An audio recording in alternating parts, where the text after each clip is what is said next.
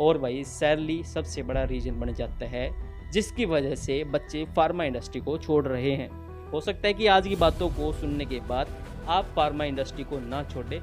हाँ जी, तो राम राम भाई साहब, स्वागत है जी एक और नई वीडियो में। तो आज की इस वीडियो में आपको बताना चाहता हूँ कि आखिर क्यों बच्चे फार्मा इंडस्ट्री को छोड़ रहे हैं। ऐसे कौन से रीज़न हैं जिनकी वजह से वो मजबूर है फार्मा इंडस्ट्री को छोड़ने को।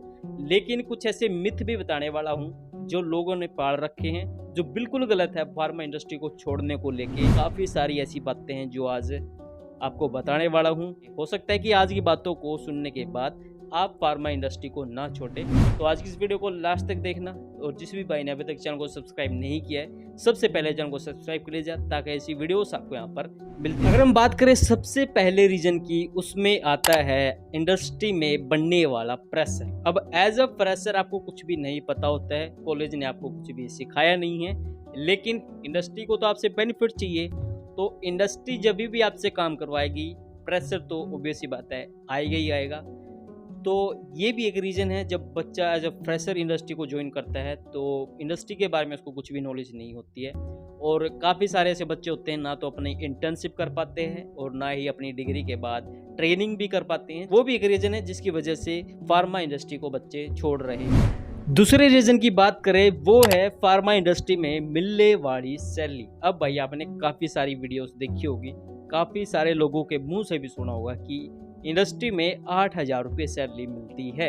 हालांकि 8,000 नहीं मिलती है, लेकिन आज के समय में बच्चे भाई 8 लाख 9 लाख 10 लाख रुपये एक फार्मेसी कोर्स पे लगा रहे हैं। सैलरी क्या मिल रही है? वही 15,000 20,000 तो किसी किसी को मिलती है, वही 12 से 15,000 के बीच में सिमट के रह जाती है फार्मा इंडस्ट्री की सैलरी। अब सैलरी सबसे बड़ा मुद्दा बन जाती है फार्मा इंडस्ट्री को छोड़ने का, क्योंकि एक बच्चा जो 1000 किलोमीटर दूर से एक नए शहर में आया है वो कैसे सरवाइव कर पाएगा केवल 12 या फिर 15,000 की सैलरी में। और भाई सैलरी सबसे बड़ा रीजन बन जाता है जिसकी वजह से बच्चे फार्मा इंडस्ट्री को छोड़ रहे हैं। तीसरा सबसे बड़ा रीजन है, हो सकता है कि ये आपको इफेक्ट ना करे, किसी दूसरे को इफेक्ट ना करे, लेकिन 100 में से 50 बच्चों को वो जरूर से इफेक्ट करेगा, वो है घर से दूर जाना। घर से दूर जाना भी कुछ लोगों के लिए काफ़ी प्रॉब्लमेटिक हो जाता है, क्योंकि हर कोई नहीं है भाई जो घर से दूर रह के काम कर पाता है। हर किसी को आदत नहीं होती है घर से दूर रहने की, और काफ़ी लोगों के मुंह से मैंने सुना कि हमें घर से दूर नहीं रहा जाता, हम तो घर के पास ही किसी कॉलेज में पढ़ा लेंगे या फिर मेडिकल स्टोर को ओपन कर लेंगे। और ये भी एक रीज़न है फार्मा इंडस्ट्री को छोड़ने का। तो ये थे वो 3 सबसे बड़े रीजन जिसकी वजह से आजकल के बच्चे फार्मा इंडस्ट्री को लीव कर रहे हैं। लेकिन बात करें सोल्यूशन के बारे में, मेरा क्या पर्सनल पॉइंट ऑफ व्यू है इन चीज़ों को लेकर, तो सबसे पहले बात करना चाहूँगा प्रेशर को लेके। देखिए ये ऑब्वियस सी बात है, जब आप फ्रेशर हो, आपको कुछ भी नहीं पता है और आप किसी नई जगह पर गए हो काम करने के लिए, तो आपको चीज़ों का नहीं पता होता है। शुरू स्टार्टिंग में मुश्किल आती है, प्रॉब्लम आती है, वर्क कल्चर कैसा है उसको अडेप्ट करने में भी मुश्किल आती हैं। तो प्रेशर तो आएगा ही, क्योंकि आप फ्रेशर हो, कुछ भी पता नहीं है, आप किसी भी चीज़ को प्रिटेंड नहीं कर सकते हो अगर कोई आपके खिलाफ बोल रहा है। लेकिन जैसे जैसे एक्सपीरियंस होगा आपको काम को पता चलेगा कैसे काम क्या करना है, किस टाइम पे हमें क्या डिसीजन लेना है, तो चीज़ें आसान होती जाती है। मैं अपनी भी बात करना चाहूँगा, जब मैं फ्रेशर था, हालांकि अभी भी फ्रेशर हूँ क्योंकि सीखने की कोई उम्र नहीं होती है, इंसान हमेशा सीखता है। लेकिन जब मैं फ्रेशर था मैं भी डरता था भाई ड्यूटी पे जाने से पहले कि पता नहीं यार छोड़ ही देता हूँ, मेरा भी मन करता था इंडस्ट्री छोड़ देता हूँ, लेकिन मैंने सर्वाइव किया, चीज़ों को सीखा। दूसरा सबसे बड़ा रीज़न होता है कि सैलरी नहीं मिलती है फार्मा इंडस्ट्री में ठीक से। तो मैं कहना चाहूँगा कि कहीं काफ़ी हद तक ये पॉइंट जायज़ भी है, लेकिन काफ़ी हद तक गलत भी है अगर आप इंडस्ट्री को छोड़ रहे हो, क्योंकि आप अपने से ही लगा के चलो। आप ऐसे बंदे को कैसे हायर करोगे जिसे कुछ आता नहीं है और आप ऊपर से आप उसको पैसा भी दे रहे हो। तो सैलरी स्टार्टिंग में कम रहती है, जब आप फ्रेशर रहते हो, आपको चीज़ों का नहीं पता है।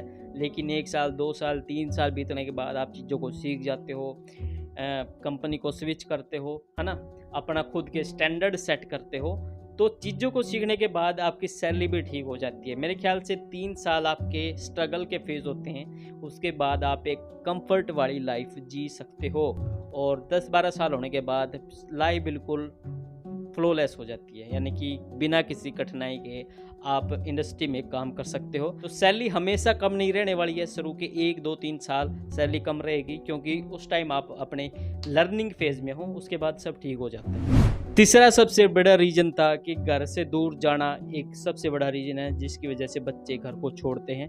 लेकिन ये हर किसी को अफेक्ट नहीं करेगा, हर किसी का छोड़ने का ये रीज़न नहीं होगा कि वो घर से दूर है।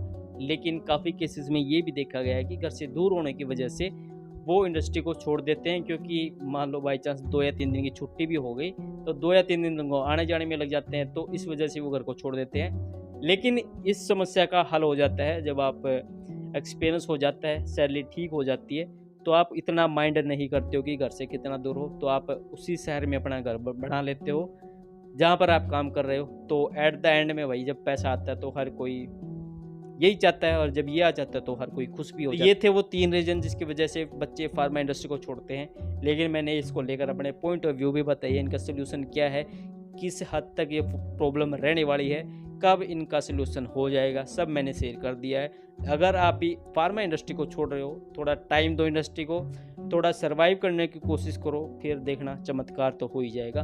तो ठीक है जी, मिलते हो नए वीडियो में एक नए टॉपिक के साथ। तब तक के लिए चैनल को सब्सक्राइब कर लीजिए और वीडियो को लाइक शेयर कमेंट करना मत भूलिएगा।